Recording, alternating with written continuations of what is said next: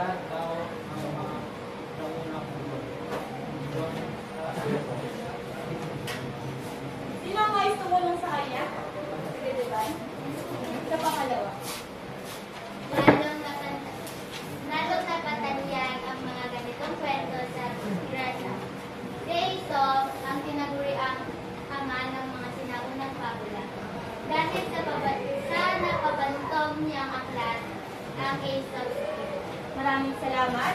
Para sa karagdagang kaalaman o impormasyon, ang fabula po ay isang anyo ng maikling kwento na karaniwang isinasalaysay, lalong higit sa mga kabataan, upang magbigay aliw at gayon din ang magbigay ng pangaral. Ang bawat tauhan na hayop sa fabula, ito ay sumisimbolo kung makatawan sa katangian ng isang tao. Halimbawa na lamang, magbibigay ako, ang pago. Ito ay kumakatawan sa bakupad. Ang kalabaw naman ay kumakatawan o sumisimbolo sa matiyaga. Ay yung ano naman, yung salitang ahas o yung hayop na ahas, ano ang sinisimbolo o kumakatawan ng ahas sa kaugalian o katangian ng isang tao? Ano? Plastic. Ano ba? Taksil. Ano ba? Kapag narinig ka sa salitang ahas, bakit ginagamit ito sa mga salitang? Mga agaw. Maraming salamat.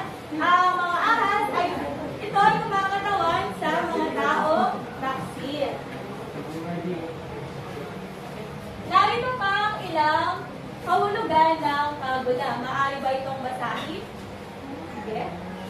Fabula. Itinuturo ng fabula ang tama, patas, makatutungos at nakatapugan at parubitungo sa ating kapwa. Maraming salamat. Ang fabula po ay lumaganap dahil sa magagandang aral na pinapabati o binibigay sa kanyang mga manggabasa. Alam ko ang iba sa inyo, ang ilang lamang sa inyo, kahapyaw lamang po ito ha, dahil ang iba sa inyo nalilito sa fabula at